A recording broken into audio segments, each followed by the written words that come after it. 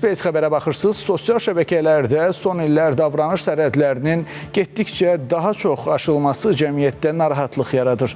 Təhqir, qeyri-etik jestlər və əxlaqa uyğun olmayan paylaşımlar müzakirələrin əsas mövzusuna çevrilib. Bu fonda Milli Məclisdə də onlayn davranış qaydaları ilə bağlı yeni cərimələr təklif olunur. Bəs əxlaq normalarına uyğun olmayan paylaşımlarla bağlı dəyişikliklər nələrdən ibarət olacaq?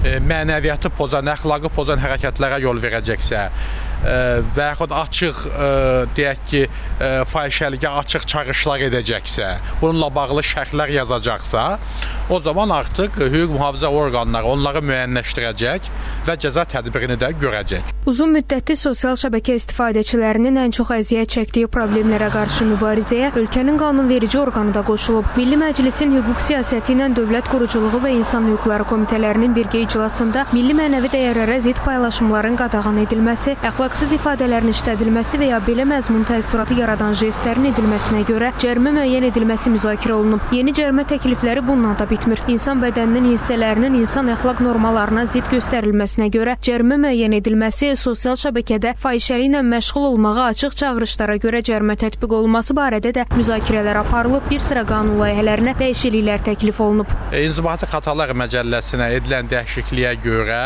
cəmiyyətə qarşı açıq hörmətsizlik edənlər, ictimai mənəviyyata qarşı hörmətsizlik edənlər, açıq söyüş söyənlər, bədənin müxtəlif hissələrini göstərənlər, müxtəlif, yəni əxlaqımıza, mənəviyyatımıza zidd hərəkət edənlər 500 manatdan 1000 manata qədər cərimə olunacaqlar. Təklifə əsasən nəzərdə tutulmuş xəta inzibati tənbih almış şəxs tərəfindən yenidən təkrarlanarsa, o zaman ikinci hal kimi nəzərdən keçiriləcək və cərimə 1000 manatdan 2000 manata qədər yüksələcək.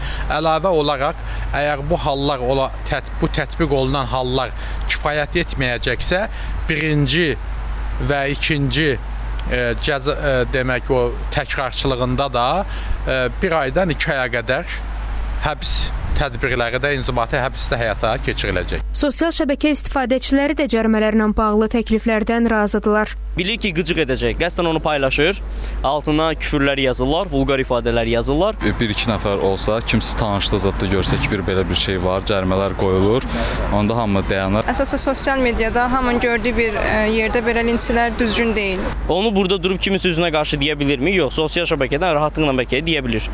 Amma o zehin, o təfəkkür bizim içimizdə yaşayır. Fidan Səfərov, Qan Bayramov, Space xəbər.